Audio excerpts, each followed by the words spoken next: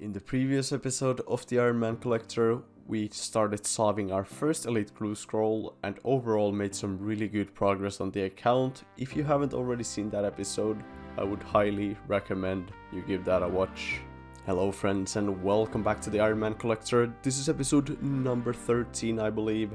In this one we are still looking for that first Elite Clue Scroll completion. Now for the next step we need 60 smithing, and for that we need gold ore. We don't quite have enough from Motherlode Mine, so we will need to buy some, and for that we need cash. But I just got the perfect task to start us off, because I just got a worm task that will make us some pretty good GP. At least I recall them having like good clue and alchemical drops, so that's where we are starting off this episode.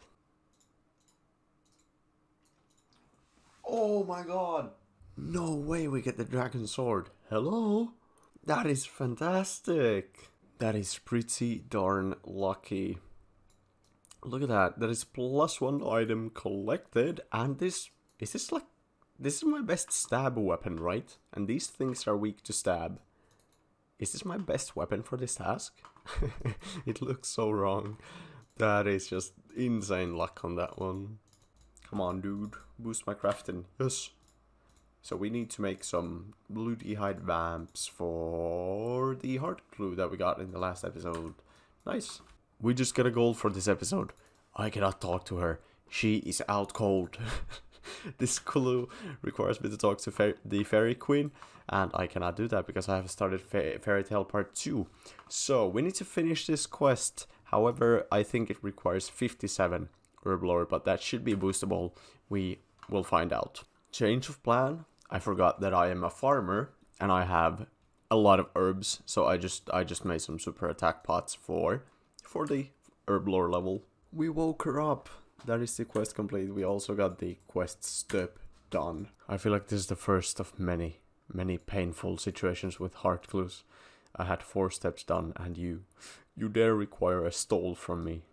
That is going on the ground. So yeah, the Slayer task has been completed. We have 576k. We need to buy around 1k, a bit over 1k or something like that. In the future, I would like to try the Giant's Foundry, because we do have quite a lot of mithril ore and coal from Motherlode Mine. So I think this would give me some free XP, and also it would work towards that collection log there. But I think we should just rush to 60 right now with the gold ores. And we are broke.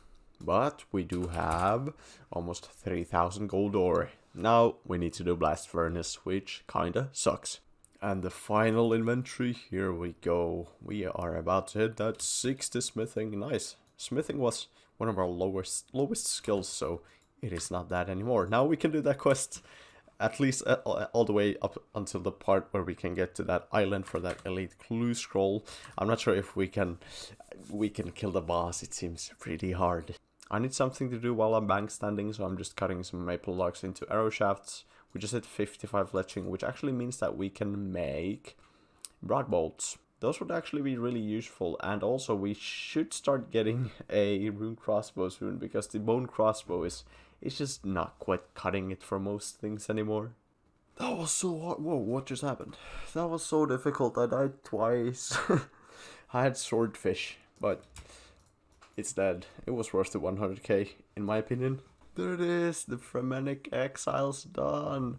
We get 50k Slayer XP, 50k crafting XP, and 30k rune crafting. That is some good gains right there.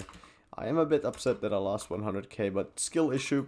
Now the reason we were here, the Elite Clue Scroll that we have done 4 steps off. Let's keep on going. How many steps do Elite Clue Scrolls usually have? Could it be?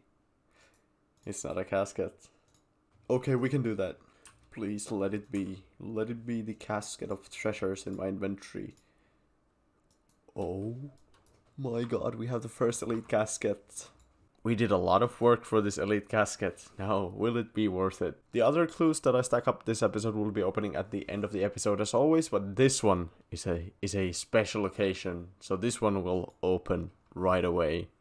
Had to enable the mimic right there. So from what I've seen, elite clue scrolls are usually pretty terrible, but maybe there could be a collection log slot there. I'm not sure if there's that many in there. There's 59, so yeah, the odds are not really that great. Without further ado, let's check the first elite casket on the Ironman account. And yeah, it's, you know, yeah. Hey, just popping in here to remind you, if you are enjoying this video, would you please leave me a comment, subscription, and a like on this video? I would really appreciate that. Thank you very much. Oh, 60 runecrafting. The reason I'm still doing runecrafting is because I enjoy it. Some part of my brain told me to go for 65 runecrafting, so we can work on some collection log slots from the Guardians of the Rift minigame. We almost have 100, so that worked out quite perfectly.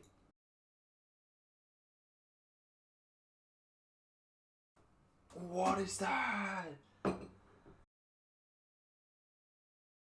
We just got a new collection log slot, which I wasn't expecting at all. That's a Mystic Rope Bottom Dark. That is just fantastic. A new goal just dropped. Look at that. We need the soundtrack from the Death Altar, so we need to do Morning's End Part 2. Now the only annoying part about Morning's End Part 2 on an Ironman is the huge item list, but ever since the release of Guardians of the Rift, you can get the Catalytic Talisman and you can completely skip that step. Just use this talisman instead of a death tally. So let's hope that in the 100 pulls that we have, we get the Catalytic Talisman. It's a 1 in 200. If we don't get it from there, then I guess we are Guardians of the Rift locked for a while. So let's start this. We have 102 of these pulls, and we are looking for that Catalytic Talisman. In an ideal world, we will get it in these, but it's 1 in 200. So I'm a bit doubtful, in all honesty. I doubt that we'll get it. In all honesty, any of the collection log slots I will gladly take, because oh, Lantern. Let's see that drop rate of that real fast. 1 in 700. 1 in 700, and we got the Lantern.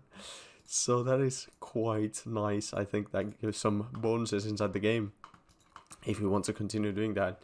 Although I think it uses like logs, so we don't have those, I don't think. So as I was saying before we pulled that beautiful thing out of there, we need, I think it was 223 collection log slots to get Morning's End Part 2 done, because it requires Sheep Herder, and that quest is like 4 quest points alone. Currently we have 214 quest points and we have 219 logs, so we would need a few more of those collections logged before we can even do the Morning's End Part 2. We are getting a nice amount of pearls here. I think we are getting very close to affording our first piece of the outfit, of the runecrafting outfit. I'm really enjoying these runes though. These are looking mighty fine. Last time we got a lot of those intricate pouches, but this time it seems like we are getting none of them, which is a bit okay. Well, there's one. Please give me the Catalytic Talisman.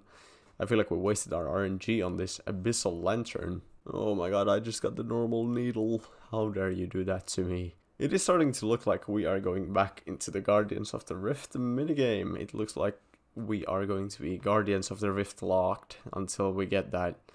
Until we get that last Catalytic Talisman that we want. It's only a 1 in 200, so technically we should be getting it in the next 50, but that's not how drop rates work. We have a few more here. Come on. Do we get anything more? No. There you go. That is 150. No talisman yet. And it looks like we are going to do more runecrafting. Wait, hold up. Kind of just swam through the intricate pouches. We got 1 collection log slots from there. Look at that. I think that is from the other category. From the miscellaneous maybe. Yeah, Dragon Spear. Look at that. 220. So we only need 3 more for being able to do Morning's End Part 2. We have enough pearls now where we can buy our first piece of the outfit. We will buy the boots. So each piece of this outfit grants you 10% more runes when runecrafting. And with the entire set it goes up to 60%. So now we get 10% more runes. I cannot wait to get more of the pieces.